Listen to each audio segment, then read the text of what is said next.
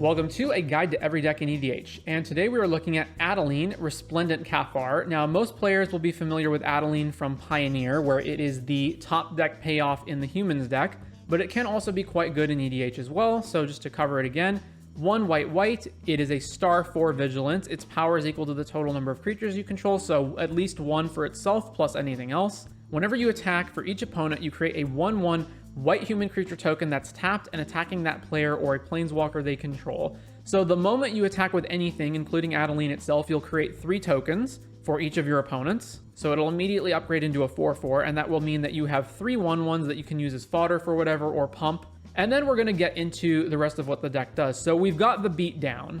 So we've got Anointed Procession and Mondrak to double the amount of tokens that we create with every attack. So anytime we attack, we'll create 6 tokens via Anointed or Mondrak. And if we have multiple of these in play, we then get to create 12 tokens per attack. So it doubles and then doubles again.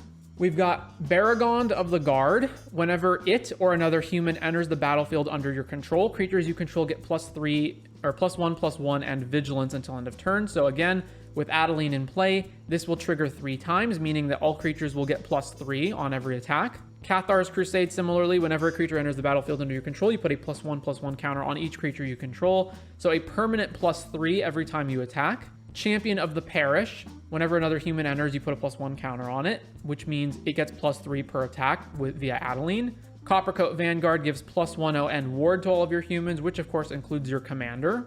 Gold Knight Commander is basically the same effect as Baragond. Whenever a creature enters, creatures you control get +1, so again +3. Mirror Entity is not only a human, but can also just pay as ever much mana that you have in your mana pool to pump your entire team. Regal Bunnicorn is however big you have in terms of the number of permanents you control, your lands, your creatures. Every Adeline attack is an additional +3 permanently onto the Bunnicorn. Then, of course, we've just got Serra Ascendant as a gigantic beater. A 1 mana 6/6 flying lifelink is pretty good. We've got Sky Hunter Strike Force. It is flying and melee, and as long as you control your commander, other creatures you control have melee. So melee means that whenever a creature you control attacks, for every opponent that you're attacking, it gets +1/+1. So if you're attacking all 3 of your opponents, which you're going to be doing with Adeline, all of your creatures get +3. So that's, again, every single creature gets +3 on every attack. Thalia's Lieutenant, of course, to pump the team. Valor and Akros is yet another card like Gold Knight Commander or Baragond. Whenever a creature enters the battlefield under your control, creatures you control get +1/+1. And then lastly, Starlight Spectacular from Infinity is a 4 mana enchantment, and it says at the beginning of combat on your turn, you choose creatures you control 1 at a time until each creature you control has been chosen. Each of those creatures gets +1/+1 until end of turn for each creature chosen before it. So basically, the first creature gets +1, or rather, the first creature gets nothing, then the second creature gets +1, then the third creature gets +2, then the fourth creature gets +3, etc., which of course can add up a lot depending on how many creatures you have in play, which with Adeline is not too difficult to get lots and lots of creatures into play. So gigantic pump here from the Starlight Spectacular. Then we've got our card draw, which in white is going to be more restrictive, so we're going to do the best we can. We've got Archivist of Ogma. Benny is at the beginning of each end step, if you created a token this turn, draw a card, which of course works with Adeline. Esper Sentinel. Idol of Oblivion is tap, draw card, activate only if you created a token, which again, we've got Adeline. Mentor of the Meek, whenever another creature with power 2 or less enters the battlefield, you may pay 1 if you do draw.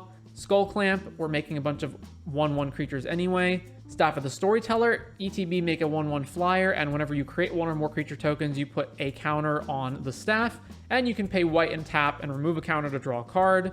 We've got War Room, and then Welcoming Vampire, whenever 1 or more other creatures with power 2 or less ETBs, draw a card, but it only triggers once per turn.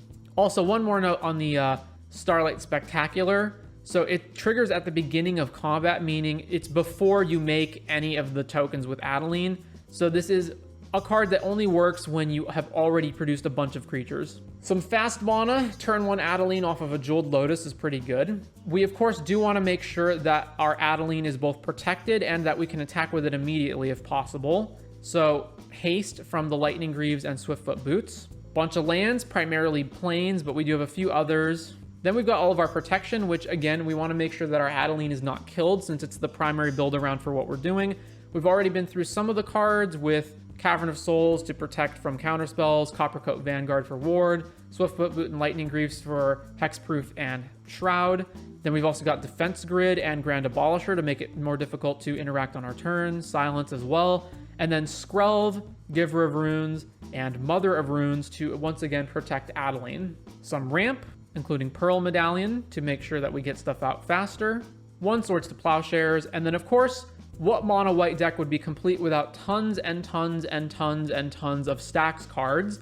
Obviously, we're not too great in mono white at drawing cards to some degree. Obviously, we can be with like Skull Clamp and whatnot. But we're not too great on that front. We're also not too great at just straight up killing our opponent as fast as possible. Like, we can kill our opponent with Adeline to a fair degree, but we're not racing like Thoracle combo, for example. So we do need tons and tons of Stax cards. So our Rule of Law effects, opponents can only cast one spell a turn, which is perfectly fine by us. We've got Archon of Emeria, Deafening Silence, Aethersworn Canonist, Phyrexian Censor, Rule of Law itself. And one other thing with all these Stax cards is that although we will play some cards that are not creatures, we do prefer to have creatures if possible because we want to get more stuff on the board to grow Adeline. We want more creatures to be able to attack and trigger Adeline, etc.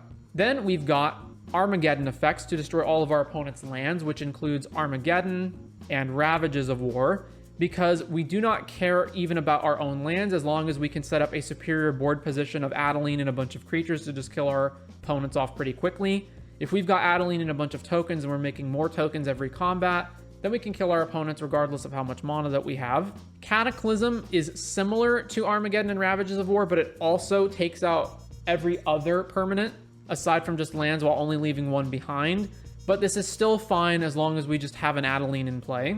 We've got Even Mind Sensor to prevent searching, along with Leonin Arbiter. We of course have Drannith Magistrate because what white deck would be complete without it? Then we've got Winter Orb and Hokori, which is just a creature version of Winter Orb at 4 mana.